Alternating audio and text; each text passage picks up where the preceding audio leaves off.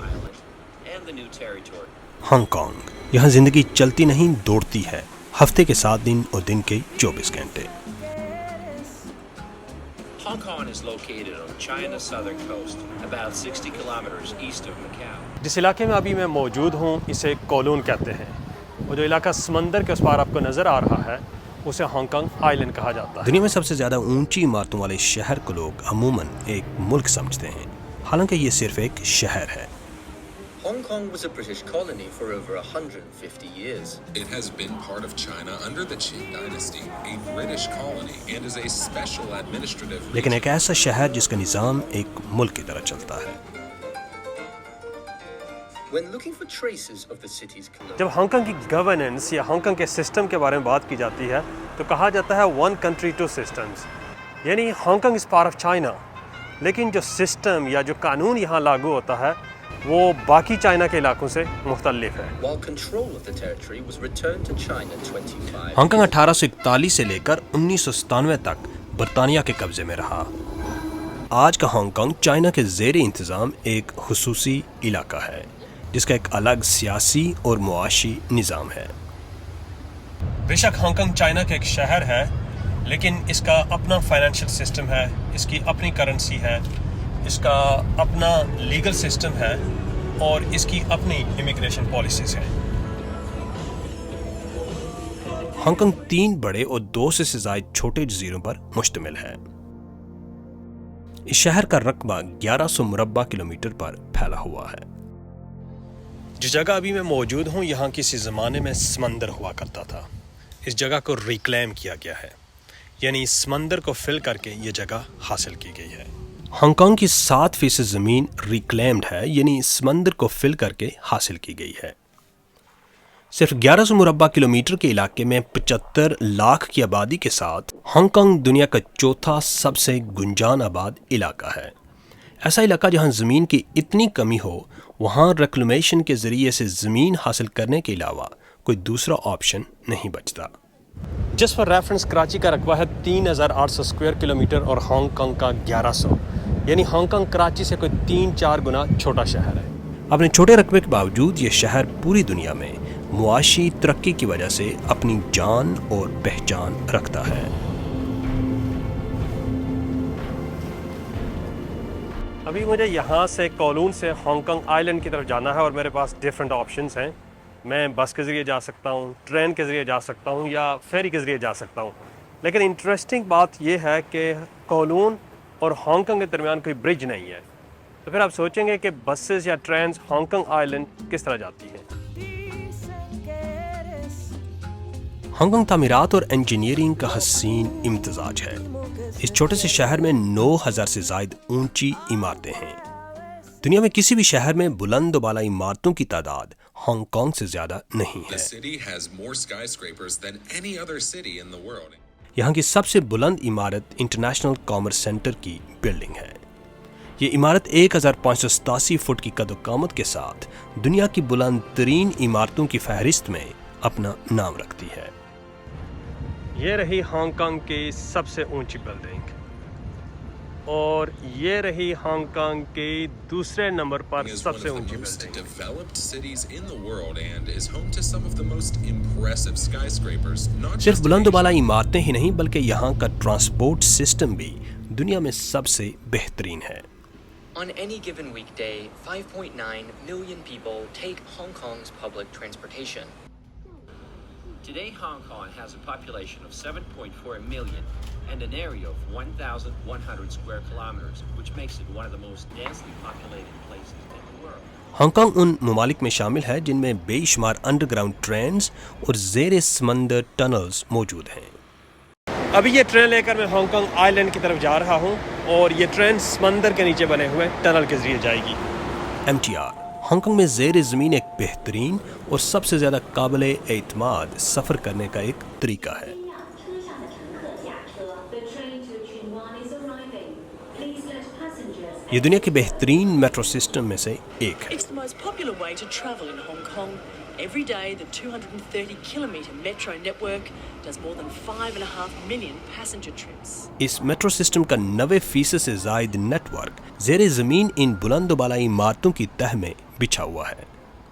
Hong Kong میں transport system کا ایک بہت بڑا نیٹ ورک آپ کو انڈر گراؤنڈ ملے گا. یہ جو پیچھے بلڈنگز آپ کو نظر آ رہی ہیں, یہ جو سمندر آپ کو نظر آ رہا ہے, اگر آپ ان کی تہ میں جائیں تو ان کے نیچے transport system especially metro system کا ایک بہت بڑا نیٹ ورک آپ کو بچھا ہوا ملے گا. یہ انڈر گراؤنڈ ریلوے سسٹم روزانہ لاکھوں لوگوں کے سفر کی ضرورت پوری کرتا ہے.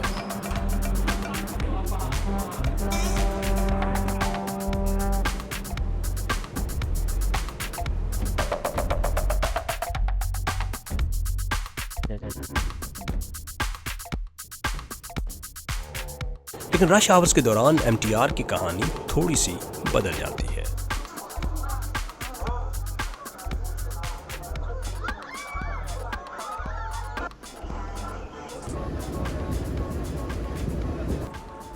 ہانگ کانگ ایک جزیرہ نما شہر ہے جس کے چاروں اطراف سمندر نے گھیرا ڈالا ہوا ہے.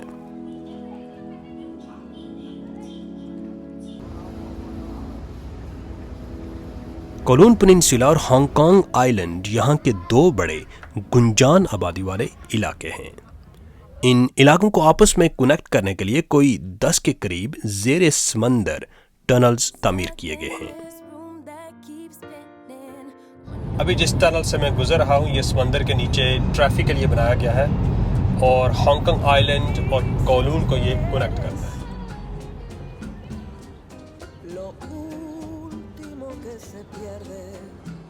یہ ٹکٹ وینڈنگ مشین ہے.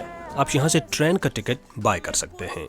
لیکن ہانگ کانگ میں ایک کہاوت ہے کہ ٹائم از منی, اس لیے یہاں کے لوگ ٹکٹ خریدنے میں اپنا وقت ضائع نہیں کرتے. تو یہاں اپنے فون کو ہی ٹکٹ کے طور پر استعمال کیا جاتا ہے. ایکچولی اس کے اندر ایک ایپ ہے جس سے آپ ٹریول بھی کر سکتے ہیں اور چیزیں بھی بائی کر سکتے ہیں.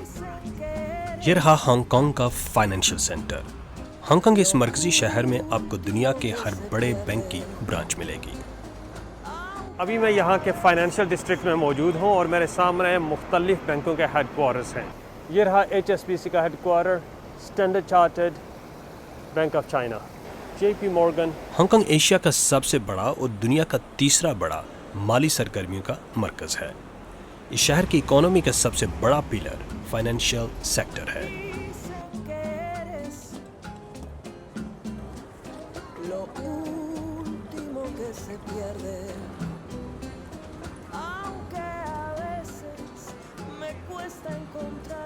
ہانگ کانگ فی کس آمدنی یعنی پر کیپیٹا انکم کے لحاظ سے بھی دنیا کے ممتاز ملکوں میں شامل ہے. ایک ریسنٹ رپورٹ کے مطابق یہاں ہر 13 میں سے ایک بندہ ملٹی ملینئر ہے. اور اگر پاپولیشن کی ریشو کے حساب سے دیکھا جائے تو سب سے زیادہ ارب پتی آپ کو ہانگ کانگ میں ہی ملیں گے.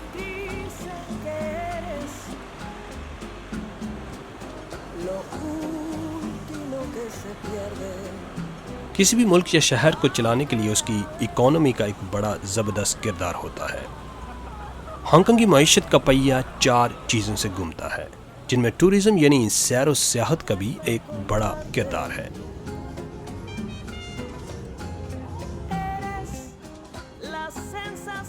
ہانگ کانگ میں سالانہ 6 کروڑ سے زائد ٹورسٹ گھومنے کے لیے آتے ہیں جن کا نمبر لوکل آبادی کی تعداد سے 8 گنا زیادہ ہے. 2019 میں یہاں کوئی 60 ملین ٹورسٹ گھومنے کے لیے آئے, لیکن کووڈ کے دوران ٹریول ریسٹرکشنز کی وجہ سے یہ نمبر کافی کم رہا. ہانگ کانگ میں بے شمار ایسے تفریحی مقامات ہیں جو سیاحوں کی دلچسپی کا باعث بنتے ہیں.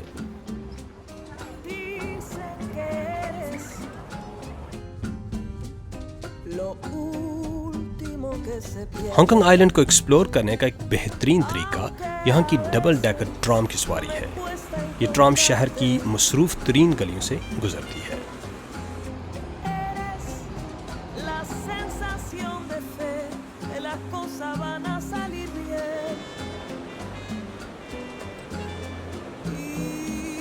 اگر آپ نے اس شہر کی حسن و بسن دیکھنی ہو, بلند و بالا عمارتوں کا نظارہ کرنا ہو یا روزمرہ زندگی میں مصروف لوگوں کو دیکھنا ہو, the tram is one of the best modes of transport.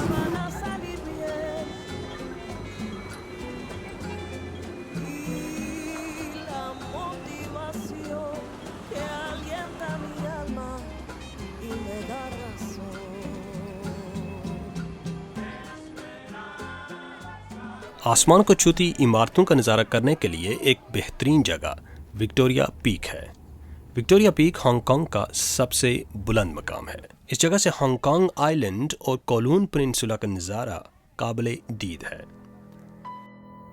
یہ نظارہ آپ چیک کریں جی، یہ رہا ہانگ کانگ آئی لینڈ۔ جتنا علاقہ آپ کو یہ جو نیچے نظر آ رہا ہے یہ ہے ہانگ کانگ آئی لینڈ، اور سمندر کے پار جو علاقہ آپ کو نظر آ رہا ہے وہ ہے کولون۔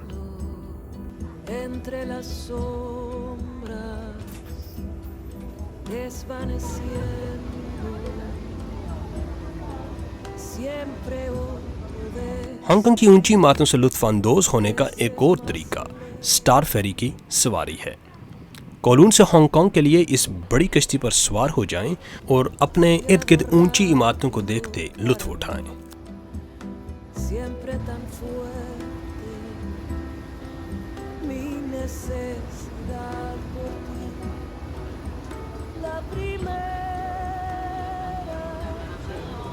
اس شہر کو آپ جس اینگل سے بھی دیکھیں آپ کو ایک یونیک نظارہ دیکھنے کو ملے گا۔ بے شک آپ اسے وکٹوریا پیک سے دیکھیں، سٹار فیری میں سوار ہو کر دیکھیں، یا اسکائی 100 آبزرویشن ڈیک سے دیکھیں۔ ہانگ کانگ پر طائرانہ نظر ڈالنے کے لیے ایک اور اچھی جگہ اسکائی 100 آبزرویشن ڈیک ہے۔ اس بلڈنگ کی 100ویں منزل پر اسکائی 100 آبزرویشن ڈیک ہے، جہاں سے آپ ہانگ کانگ کا 360 ڈگری ویو کر سکتے ہیں۔ اسکائی 100 پر کھڑے ہو کر چاروں طرف نظر دوڑائیں تو آپ کو ہر طرف اونچی عمارتوں والا کنکریٹ جنگل ملے گا۔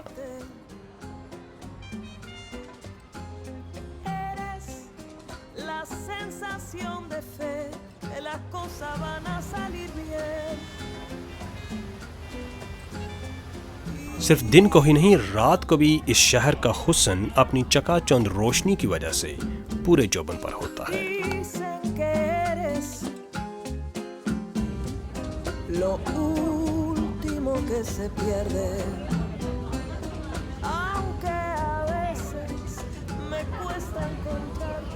لیکن ہانگ کانگ ہمیشہ سے ہی اتنا روشن اور اس قدر ترقی یافتہ نہیں تھا۔ Since 1945, Hong Kong has grown dramatically.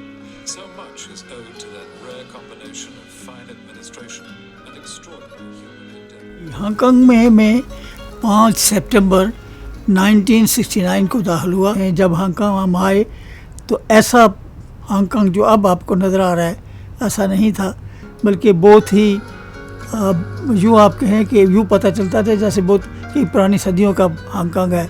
اس وقت آمد و رفت کے ذرائع محدود تھے، بسیں ٹیکسیاں وغیرہ ایئر کنڈیشن نہیں تھی، اور ٹرین جو تھی وہ بھی خاص ٹرین نہیں، جس طرح اب ٹرین فاسٹ ٹرینیں چلتی ہیں ویسی نہیں تھی۔ کسی زمانے میں یہ شہر مچھیروں کی ایک چھوٹی سی بستی ہوا کرتا تھا، لیکن اپنی تجارتی پالیسیوں اور انتہائی کم ٹیکس ریٹس کی وجہ سے بہت ہی قلیل عرصے میں یہ شہر دنیا کا عظیم ترین کاروباری مرکز بن گیا۔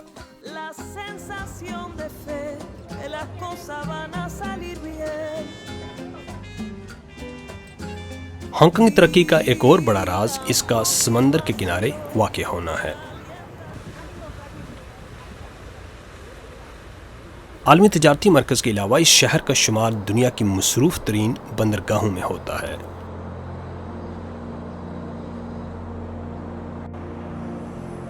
ہانگ کانگ کی آمدنی کا دوسرا بڑا حصہ ٹریڈنگ اینڈ لاجسٹکس، خاص طور پر امپورٹس اینڈ ایکسپورٹ سے حاصل کیا جاتا ہے۔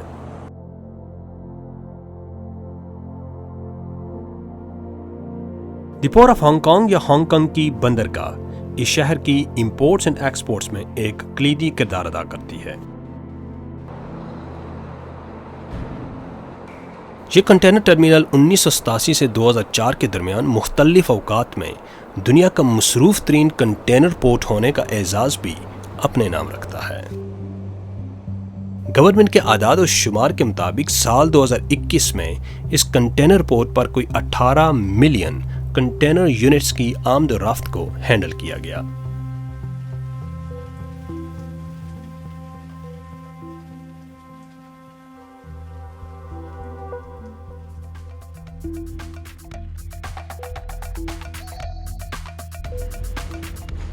ہانگ کانگ کی آبادی کثیر منزلہ عمارتوں میں رہتی ہے۔ یہاں کی پراپرٹی کا شمار دنیا کی مہنگی ترین پراپرٹی مارکیٹس میں ہوتا ہے۔ یہ فلیٹ ہے تقریباً 700 اسکوائر فٹ اور یہاں ایک اسکوائر فٹ کی قیمت on average 21,000 Hong Kong dollars ہے۔ اس حساب سے اگر آپ یہ فلیٹ کسی ایوریج شہری علاقے میں بائی کرتے ہیں تو اس کی قیمت ہوگی تقریباً $10 to $15 million only. یہاں کی انکم عمومی طور پر اچھی ہے، لیکن انکم کا ایک بڑا حصہ مکان کے رینٹ میں چلا جاتا ہے۔ Fuiste perdiendo entre las sombras, desvaneciendo. Siempre لیکن کم آمدنی والے لوگوں کے لیے گورنمنٹ سبسیڈائز فلیٹس کی سہولت موجود ہے۔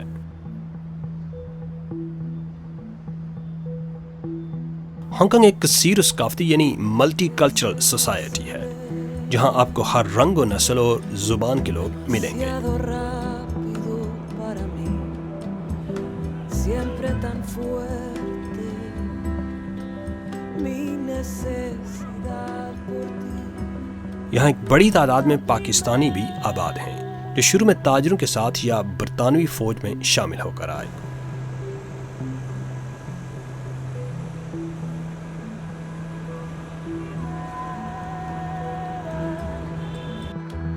Mirada que yo vi fue la misma.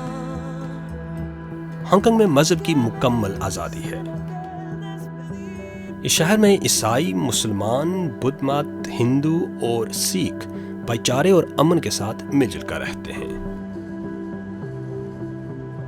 ان تمام مذاہب کا آپس میں مل جل کر رہنا ہانگ کانگ کے برداشت کے کلچر کا غماز ہے۔